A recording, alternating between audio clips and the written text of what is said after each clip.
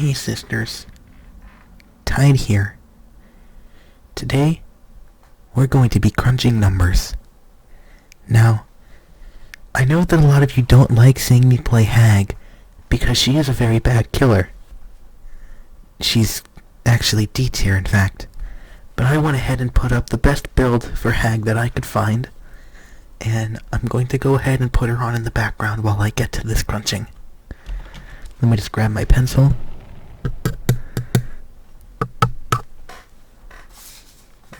Let me grab my my calculation station, as I like to call it. And let's get to crunching.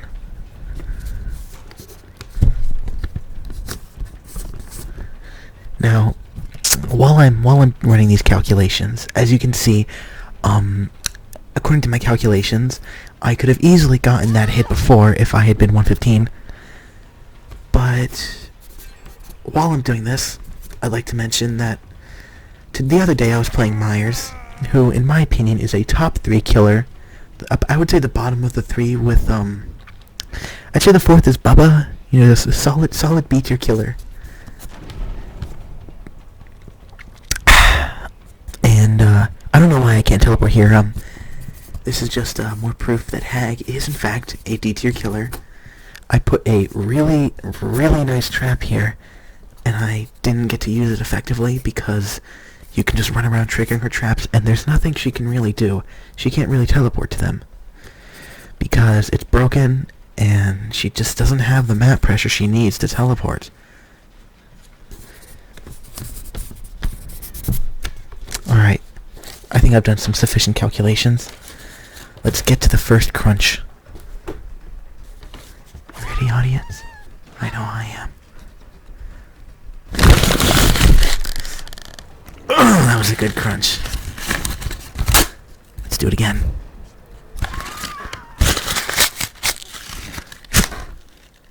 Hear that? That's the sound of me being the best killer player in the game.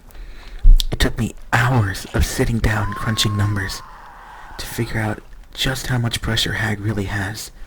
And as you can see here, despite my best efforts to play her as effectively as possible, using her best playstyle and her best perks, I can only get one hook before the first gen is done. And there goes the second gen, which in my opinion is concrete proof that Hag is in fact a D tier killer. Now, I'm gonna go ahead and grab my crunch book. I'm gonna flip it open.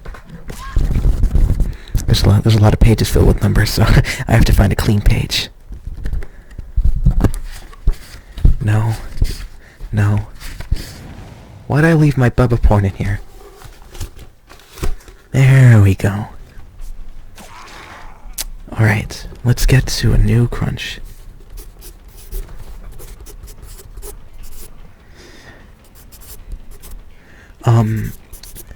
Yeah, so as you can see, with the power of Brutal Strength and Fire Up, according to my calculations right here, hang on, let me just crunch this.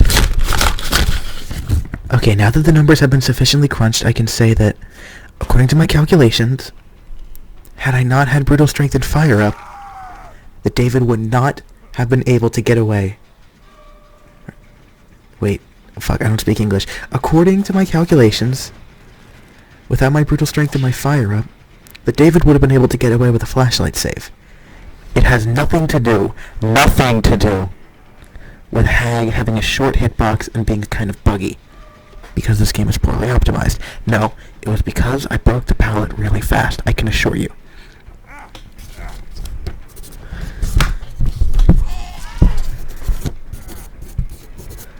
Carry the 4, subtract the 6,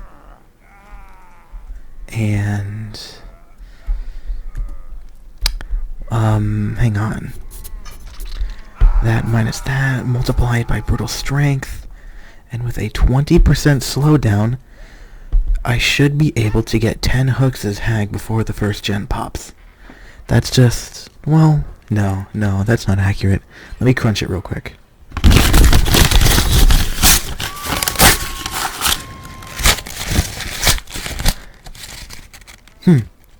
Yeah, I was incorrect. It wasn't 10.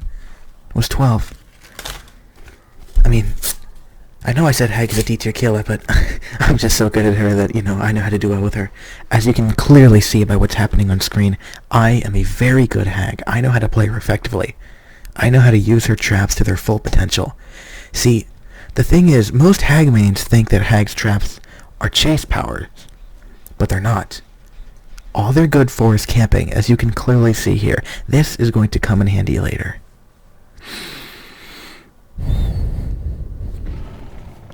Now, let me just go ahead and get a new page of calculations out. This is going to calculate how good the new Legion changes are.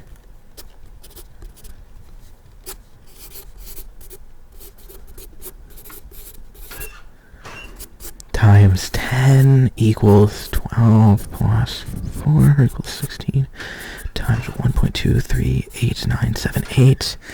Carry the 5 gens, multiply by Hex Ruin, divide by Toolbox, Modulus Thanatophobia, and crunch time. Okay, according to this crunch, the new Legion changes are extremely good. He will be very, very high tier if he just receives one more buff of maybe decreasing the fatigue to 3.9 seconds instead of 4 seconds. Yeah, that if he got that buff, he would be a top tier killer with the recent changes. His mending applies a lot of pressure. 12 seconds is a lot of time, and you can easily get all 4 survivors chain hit before the first survivor is even done mending. That's just what the numbers say. I mean, do you hear that crunchiness? Do you hear that crispity crunch, audience? Do you hear the crispity crunch of Hag being a D-tier killer? Do you hear the crispity crunch of Bella being B-tier, of Myers being top 3? Because I do. And it sounds crunchlicious. So as you can see by my playing here, I have just about won this game. The Claudette doesn't happen to have Unbreakable, which is really nice, and it's only a matter of time before I catch this tap with my extremely good mind games. I mean, you can tell I'm about to mind game him here really, really hard in just a little bit. He's going to go back to the loop, and then he's going to fall for my really, really advanced mind game. See, he was actually a really good survivor. I actually crunched the numbers to indicate his skill level, and I came up with a approximate skill level of 69 times 2 IQ for this guy, which approximates to, I would say, about a rank 0 level of skill. So, yeah, the fact that I was able to beat him with Hag just really goes to show how much I know my stuff with this killer. Now, we're going to go ahead and draw to a close here soon, so I'm going to go ahead and crunch the last numbers real quick. This is going to determine how good Clown is.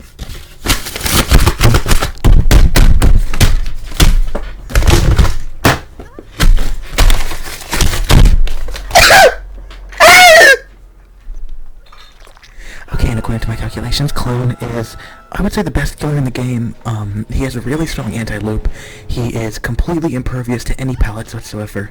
And if you find yourself struggling with Clown, I would suggest equipping Ruin and Fury. Those are really good perk combos on him. Anyway, that's going to do it for this video. I hope you enjoyed my lovely... I hope you enjoyed my lovely number crunching ASMR. I'll see you all next time.